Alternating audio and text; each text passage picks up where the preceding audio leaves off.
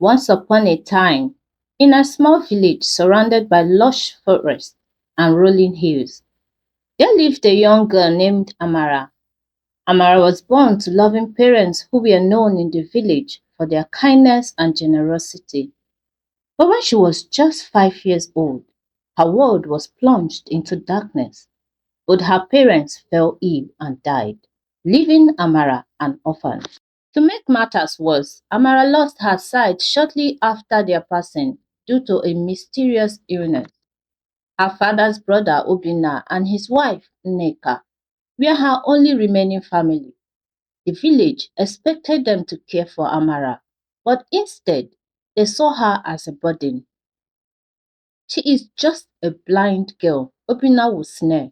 What use is she to us? Nneka would often join in. Her parents were fools, leaving everything to a useless girl. We will take what is ours and let her fend for herself. And so, they took over Amara's parents' land, house, and wealth, giving her only the barest of necessities. Amara's life became one of hardship and neglect. She slept on a thin mat in the corner of a small windowless room. Her meals were always the leftovers from their table, and she was often left alone for long hours without food or anything to eat. Yet, despite their cruelty, Amara's spirit remained unbroken. She learned to navigate her dark world with remarkable skill, using her keen sense of hearing and touch. She listened to the wind rustling through the trees, the birds singing, and the villagers talking as they passed by her home. She could tell who was approaching just by the sound of their footsteps, and she could feel the difference in the air when a storm was coming. But the most painful part of her life was the loneliness. The other village children avoided her, and the adult pitied her but did nothing to help, except for one person, an elderly woman named Mama Chinyere, who lived on the outskirts of the village. Mama Chinyere was a healer, known for her knowledge of herbs and her deep wisdom.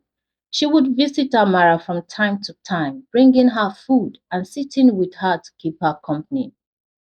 My dear child, she would say, you have a strong heart. Never forget that. The world may seem dark now, but there is always light even in the deepest night. One day, when Amara was fetching water from the stream, she heard a rustling in the bushes. Startled, she paused, gripping her stick tightly. Who is there? She called out. An old woman emerged from the bushes. She had a frail appearance, but her eyes were sharp and piercing. Don't be afraid, child, the old woman said in a raspy voice. I have been watching you, and you are a strong child. You are stronger than you know. Amara relaxed slightly, but remained cautious. But who are you, Mama? She said. I am someone who sees beyond the surface. I am the woman who sees your pain, your loneliness. You have been wronged, Amara, but you have not lost your way. The old woman replied cryptically. Tears welled up in Amara's eyes.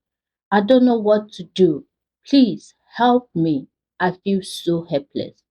The old woman stepped closer and gently touched Amara's face. You are not helpless, my child. You have a gift that has been hidden from you, but now it is time to awaken it. With that, the old woman placed her hands over Amara's eyes and whispered an ancient prayer. Amara felt a warmth spreading from her eyes to the rest of her body, and then, slowly, she opened her eyes. For the first time in years, Amara could see the trees, the stream, the sky, and the old woman standing before her. Amara gasped in shock and joy. I can see, she spun around, taking in the vibrant colors and the beauty of the world she had long forgotten. The old woman smiled. Remember, child, not all that is seen with the eyes is true. and not all that is hidden remains in the dark. Use your sight wisely. Before Amara could thank her, the old woman vanished, leaving only the sound of the wind whispering through the trees. Determined to keep her regained sight a secret, Amara sat down and thought about what the old woman had said, and all of a sudden she understood. So she stood up, determined to keep her regained sight a secret. Amma returned to her uncle's house, acting as though nothing had changed.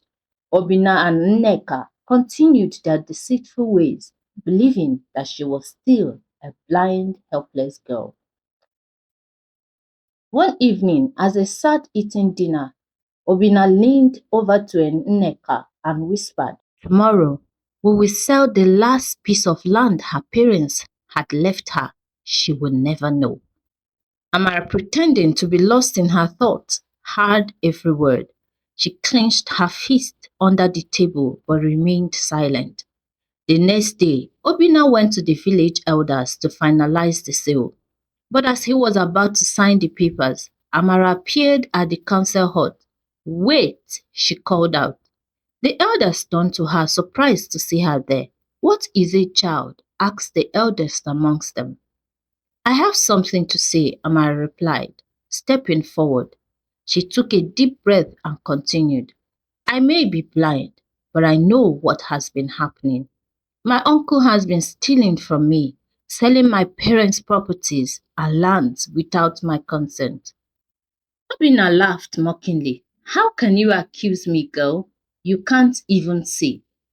Amara took off the scarf she used in tying her eyes and opened her eyes, staring directly at him. The entire council gasped. "I can see now, uncle, and I see everything you have done." Obina's face turned ashen. He stammered, This is not possible." Amara continued, her voice steady. "I have proof of your deceit." She handed the elders the document she had secretly gathered, showing how Obina had forged her signature and lied about her consent. The elders examined the document and with stained faces turned to Obina. "You have committed a grave crime," one of them said. "You will return everything you have stolen, and you and your wife will be banished from this village." Obina fell to his knees, begging for mercy, but the elders were resolute. "You will live by sunlight. You will leave by sunrise," they declared, all standing up from their chairs as they left the meeting hall. As Obina and Nneka were escorted out of the village disgracefully, Amara stood tall, feeling a sense of justice and peace wash over her.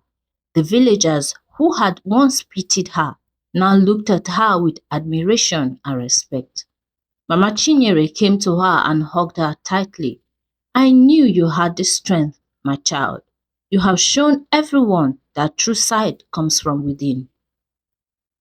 From that day on, Amara lived a life of dignity and purpose. She used her regained sight not just for herself, but to help others in need. She became a beacon of hope and wisdom in the village, a living testament to the power of resilience and the triumph of good over evil.